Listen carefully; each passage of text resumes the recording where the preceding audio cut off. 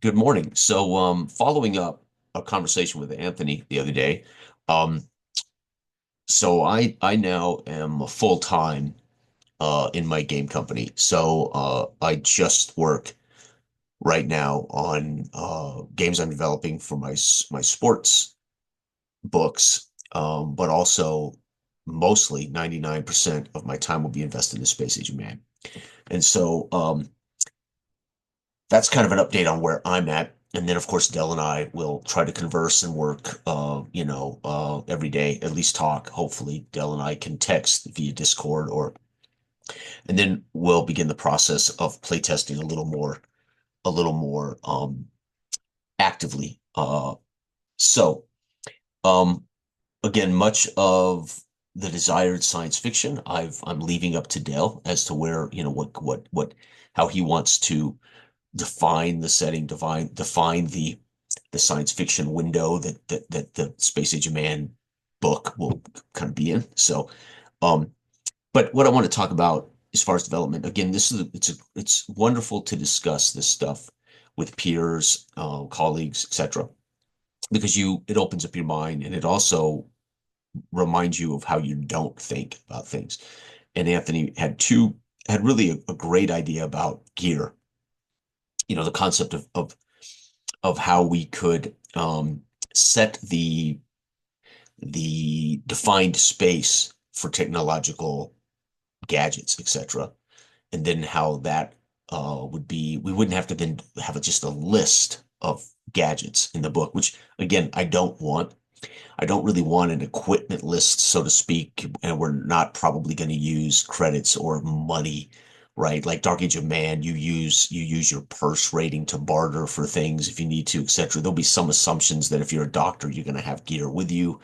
Under some conditions, you might not have gear, right? So you'd be a doctor working with no gear, right? So if you're a mechanic, it's gonna be assumed you have your base tools and things like that. But again, just in that conversation, that really wasn't about the details of how we might use technology and gear in our science fiction game. Just in passing, his example is almost perfect for what how I would like to see gear and skills used in Space Age of Man. So these open up again. They kind of poke open the creative process and they spark the muse. Okay, how do we write that and how do we want to implement that with play, to put that in a book in such a way that the players get it and that the GM and the players are in the same boat when it comes to playing, right? Staying in that imaginative headspace and knowing, what the limitations are of this science fiction. And I'll give you an idea of my inspirations because I've said before, I don't read science fiction. Um, I didn't grow up reading science fiction graphic novels or comic books. I did not read science fiction novels. And I'm not boasting about that. It's just, I didn't grow up reading fiction. I grew up reading biographies and history, some of the classics, right? In my family, Easter was always the holiday in which my parents would give me books. So in our family, we didn't go Easter egg hunting. I would get a basket of books, and most of these books involved classics, the kind of thing that an 8-year-old, 10-year-old, whatever age I was at, I would get a basket of books, and I enjoyed those. But as I matured, I was really interested in history, biographies, nonfiction stuff. I did read Conan, of course, and I read, of course, Lord of the Rings. I still try annually to read The Hobbit or one of the Lord of the Rings books, usually in order. But so I'm a huge fan of Lord of the Rings, Conan, and of course I've read as I've aged. I've read more fiction, of course, but it's just science fiction. It just wasn't in my culture as far as reading as a kid. I don't recall my brother reading much science fiction. My brothers certainly, my middle brother did not read much science fiction that I'm aware of. And my parents weren't big science fiction readers, right? So you kind of grow, whatever culture you grow up in kind of influences you to some degree. And my friends, I don't recall my friends being big science fiction readers. We certainly did the comic book thing, the superhero thing, right? I was a huge Conan fan. My brother had the big, large format black and white Conan. I think Conan the Adventurer, Conan the Mag. Those were amazing. And I ultimately inherited those. My brother, when he moved out of the house, gave me his Conan large format black and whites. I wish to God I still had them. They were so amazing. And so that really influenced, my passion for Conan. And then later that led to me reading the Conan books by Howard, right? I think I've got that right. Howard, right? Yeah. So anyway, long story short, my fictional reading was just not, that just wasn't a big thing for me as a kid. I did more of that later. And then, of course, through college, everything was history, biology, excuse me, biographies, political science. I wasn't reading any fiction much during college. And then I have my favorites, Hemingway and Fitzgerald. You read all the classics, right? It's just you have to if you want to be, I think, well read, and you want to understand our culture, right? American culture to some degree, and that includes literature. But I have a gaping hole in science fiction. So for me, it's always been movies. My all-time favorite, top five of all time is Blade Runner, the original Blade Runner. Uh, I love uh, I love the Alien and Blade Runner would probably both top my list in of sci-fi. They would be probably be one and two. Outland, which is really a Western, but Outland feels very much like the same kind of genre IP as Alien. It's that same kind of industrial horror sci-fi. Outland may not be a great film, but it's a retelling of High Noon. So if anybody knows the old great Western with Jimmy Stewart and John Wayne, High Noon. So Outland is just the science fiction version of the Western Outland. I mean, High Noon, which is, Sean Connery is basically being threatened as the sheriff of a moon base, and he has a showdown ultimately, is the gist of it. So it's kind of a remake of a Western. But I love that industrial kind of, they're miners on a mining base or whatever. And I love that kind of industrial gritty sci-fi where everything's mechanical, everything is hardware. The software only helps the person engage the hardware, right? There's an incredible lecture on YouTube. I can't remember his name now, but he did his doctoral thesis at MIT on the MIT computer for the original Moonlander. And it is one of the most remarkable lectures I've ever seen. And he talks about how the software and how the interface worked for the astronauts to land on the moon. And it was code based. The computers would give them a code 2516, and they'd have to look up that code in a book, or they'd have to have that code memorized. 2615 means we have a we need something, something might be going amiss, or we're out of the spot, and then they might have to type into the computer the response, or they might literally just shut it off or type back a response that lets them know they're gonna pilot back into frame or something, right? So everything software wise obviously was no, it wasn't feeble or a joke. I mean, MIT's software program for that lunar lander is remarkable. But again, it was all code based, right? You got a code from the computer, and so it aided them, and it would give them a code to let them know what was going on or wrong, and they would have to code back. Meanwhile, there was still the stick, there was still the pilot touching interface stuff. So I love that kind of sci-fi. I want that industrial age kind of thing. However, again, Star Wars, which to me is magic and fantasy, it's swords and magic in space. I mean, the Force is spells and powers, and so I love that too. I love that kind of John Carter from Mars kind of. I call it sci-fi, but there'd be people would say it's not really sci-fi, but that kind of high adventure science fiction, Star Wars. But Dale and I are firmly in agreement. We don't want to do space opera. We don't want to do space fantasy. We want it to be closer to hard sci-fi.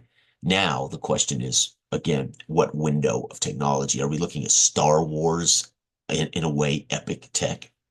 I mean, are we talking about interplanetary, intersolar, intergalactic? Are we talking about AI? Everything is AI supported, right? And that kind of thing. Or are we talking about the kind of thing that you would see in Alien, the kind of thing you would see in Outland, those kind of movies that really inspire me. That would be where my head is at. But this is, again, I'm leaving much of this for Dell to define. And once we've defined it, we begin to get the setting down to define that for the players and the GM too in the base book. There will always be the opportunity for players to change the tech level or change the level of science fiction, etc. That's on them. That's their business. Like Dark Age of Man can be 860 or it could be 1266. You can play with your version of the Dark Ages, fantasy Dark Ages, right? So you'll be able to play with your version of science fiction. But we want to set a boundary that helps ground the player and the GM in the space. So then they can take agency and everybody's sharing a certain imaginative box, right? So to speak. So for me, that's where my head's at. I love Alien. I love Outland. I love that kind of level of science fiction tech. Dell, much more well read. I mean, Dell actually spent the last year in which we finished. I took a long break and just worked on my sports games and my publishing. And Dell spent the whole year hearing lectures on science fiction and reading a ton of science fiction science books. So Dell has done a ton of reading. So he may have a whole nother window into this that I am not averse to, right? Whatever vision or window that Dell sees this science fiction being, it will work beautifully. It doesn't bother me one lick. The reason I like the industrial sci-fi is I think it makes things more tangible, right? Players have to put their hands, characters in the fiction have to put their hands on things. They can't rely on the AI answer for everything. They can't, right? If they're going to do some computing and computing analysis and computing data, that kind of thing. Playing music. Why would that pop up? I just got to think. Set up professional audio and audio setting. Okay. I don't know why it said that was weird. Literally, Lulu, I mean, Zoom just popped up a thing saying playing music, which is weird. Okay, I've never seen that before. So is somebody hacked me and is playing music here? That's funny. Anyway, that'll mess up the train of thought. So my point is the development, as far as I talked about this briefly, we've had Dell and I have kind of had some discussions over the last year about character gen and how deep we wanted to go and how, going no math at all, using just, adjectives or things, verbs or whatever. And then we've kind of gotten away from the idea of having skills and a list of skills. And I'm swinging back around to using disciplines because disciplines, characters they all share the same disciplines, but they're going to be ranked like if I'm a science discipline, I put a 4 rank in that. That means I'm a science officer. I'm pretty much got my science down, right? Or there could be medical science, security, and that allows people to kind of sculpt their character, but they would be competent in at least all disciplines, but they would be journeymen in some and masters in other, and that would kind of set it. Adele and I have already talked about it. We don't want character. You will create your character. You will have basically a point buy to create your character, and there will be no leveling up. So there will be no way to improve your character. You will make the character that you're going to play throughout the entire session, chronicles or campaigns. Your character will have his adventures. He will have his sessions. He or she will have their arc occur from a character's perspective. There will be no actual, at least at right now. Now, Dell and I will probably bang this out as we get further along. There is no sense that you're going to level up. There will be no way to collect experience points. You won't be spending future points to improve your character. You're actually making a competent adult professional, and then we're going to then put them in these situations in which we'll play through campaigns, chronicles, or just one-off sessions. That could change, right? Remember, we're in the early stages of making some of these decisions as we work out the mechanical pieces and get the setting kind of set. So these things could all change. Remember, we spent 40 years on Dark Age of Man, and this could take us 18 months, could take us 5 years. We're in no hurry, but the reality is, for me, the biggest test, again, I talked about this already with Anthony. I trust Dell to get the science fiction thing set. will the mechanics will be something we agree upon that works for our system, but for what we're trying to do. What's important to me on the side of in the writing process, in the game design process, is informing the GM on their job. How are you going to present this game? How are you going to game master this game? How are you going to referee adjudicate this game? And that's going to, of course, impact what players' role is and what players are going to be asked to do or what players are going to be told not to do or whatever. So I'm going to be looking at this different than Dark Age of Man. Is I was really focused on the GM role and how to make the GM role a different seat, and wanted characters to have in character as character play with agency to create and to kind of control, lead the dance, as Dell likes to say, right? And that's works beautifully in Dark Age of Man, and I love it. I've had my frustrations personally as a player wanting to be in character and realizing I have to reach out of my character to make certain things happen. So that's nothing wrong with the game. It's that, oh right, this is going to pull me out of character to do this. That's fine, right? In character as player is a wonderful way to play this with a little agency and a little authorship of what's going on around your character is our goal, and it works and it's there. But I didn't come to Dark Age of Man from the player's perspective. And I'm hoping in Space Age of Man to come at Space Age of Man from the player's perspective. As Dark Age of Man, I came at it from the GMC. I really want to look at Space Age of Man from the player's perspective. Now, if we want Space Age of Man to be an in character as character game, we need to make sure that the GM's role supports that at the best possible way. If we want it to be more in character as author, like Dark Age of Man suggests, then we need to make sure that GM stays somewhat naive narrator, which was our goal in Dark Age of Man. So we got a little bit of fine tuning to do, and I think Dell and I will have to discuss: do we want this game to be an in character as character experience? If it does, we're going to have to ask the GM to take the reins more. We're going to have to ask the GM to do certain things. Now, the GM can still be naive about some end game, naive about some kind of story arc, but not naive about what they're putting in front of the player for sight, smell, hearing, taste, touch, right? This is where we free the GM of some kind of idea that we're in some story or we're in some kind of designed Act One, Act Two, Act Three, Act Four resolve session, but allow the players the freedom to move through the space with the GM at least providing some of that focused detail that allows us or allows a player to stay more in character, right? Um, Part of the discussion we didn't have, and part of the discussion is so that we have had in the past briefly, and I've had with Brian, Stochastic Agency on YouTube. Both of us having been in improv classes and having had read improv books and having done improv for acting classes. I don't know how far Brian went with acting. I did commercials. I was in a feature film. So I had a lot of, I actually went to an acting school. I think it was an 8-week acting school in my senior year of high school.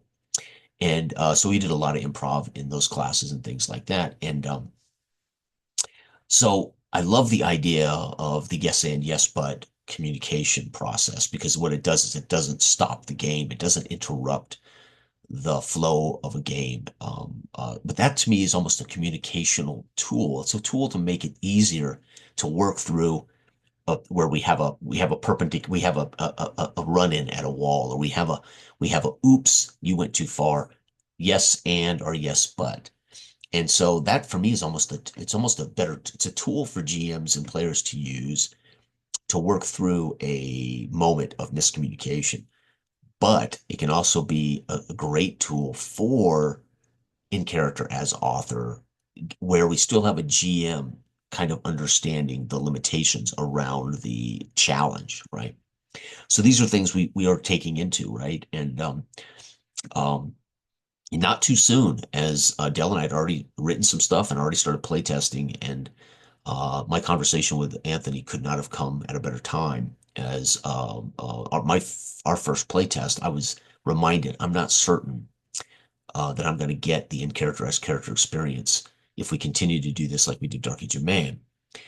And again, I'm not saying I don't get an in-character as character experience in Dark Age of Man, but there are moments where I have to leave that. I have to park that to achieve a certain kind of agency over a scene, or have to step out of that and actually say, I want to use my spirit here and cast a spell that turns this bishop away from me. I don't want to talk to this bishop right now, so I'm gonna use some holy scripture and a little bit of spiritual to turn this son of a gun away from me. I don't want to talk to him right now, right?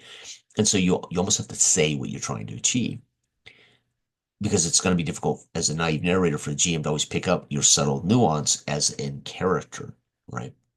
And so this becomes a communication thing, almost more so than a systems thing, right? A mechanical thing. It's almost a communication problem.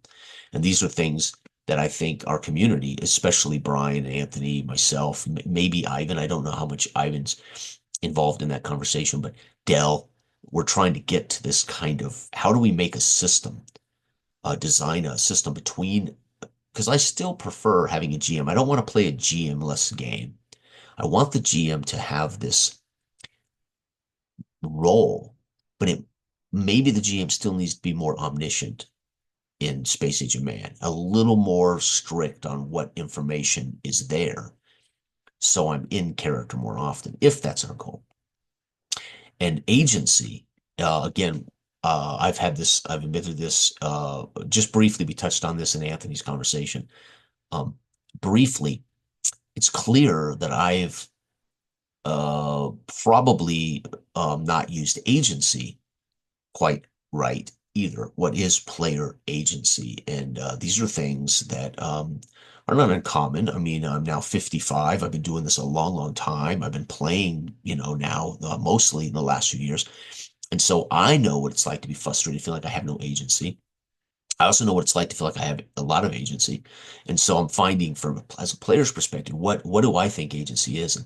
And I have not read the book or seen the videos, but I know there is talk about agency. I think Anthony actually puts a link in our conversation video to, I think it's James Bacon's, you're using agency wrong. You don't understand what agency is. And the reality is that would be something I need to read or something I need to watch if it's a video. I haven't looked it up, but the reality is um, how I've been using the concepts of player agency might not be exactly what I meant. And it's important before we make the move to make our next game and to write our next book. And I want this book to be, as much as I'm so proud of Dark Age of Man, and I do believe it works. It works as written. It works fantastically. It's a wonderful experience. I like it from both sides of the table. You want to do better. You want your next thing. And I would like the science fiction game to be that much better than our first work, right? So anyway, anyone out there who has comments for this and ideas, recommendations, I know I've already had some good recommendations for the German. What is it? Kligerspiel? Is that what it is? Kliger, forgive me, about role playing where the world is what matters, not the story, not the characters, the world, which I think is close to what we were kind of getting at with Dark Age of Man. The setting puts us all in the situation, and the setting kind of becomes the thing, not the story. And then the characters are in that setting. But again, I haven't read and followed up on that, but I think it's called Kiger Spiel or something, or Kiger. Forgive me, I can't recall right offhand. But it's a method that the world is the thing, right? Not so much the story or the characters. It's the world is the kind of the thing you're trying to embrace, right? Um, so that is also so that was a good recommendation. I just haven't gotten to it yet.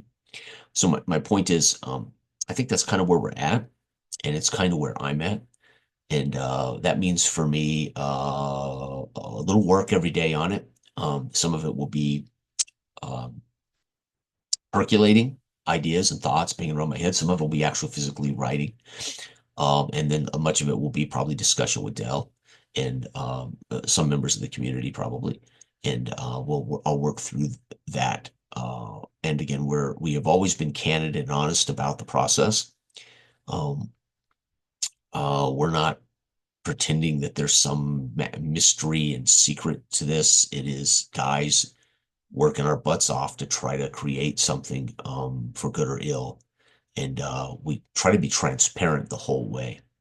And I think that's it's fun because it opens up conversation about things that we maybe take for granted. When you just go out and buy a book off the shelf and you just read it and you play it and you sit down with your friends and you run it or you play in it or whatever, you don't necessarily think about all the other processes that's happening from development side, but also how developers might be trying to, put in the book um intention, right? Making a game that has an intent of what you're supposed to experience.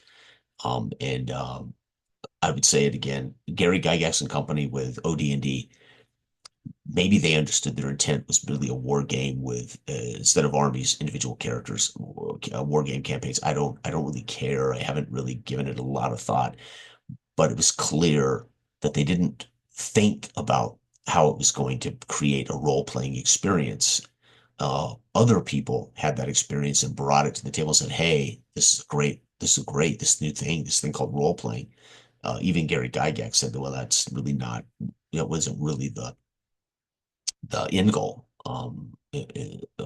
People began to have an experience that hadn't been really defined yet, and that changed, that opened doors up to what is this thing, right? So, all right, everybody, have a great day. Bye bye.